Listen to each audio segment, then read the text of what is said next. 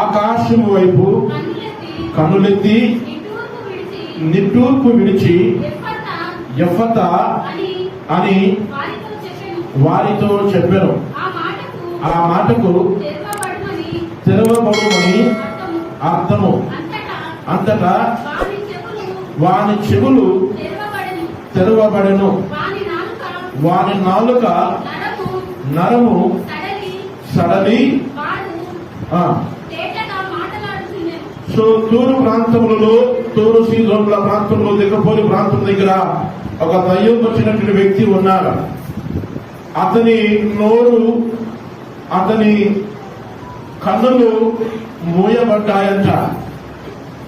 So దేవుడు ఒక మాట పలికాడు.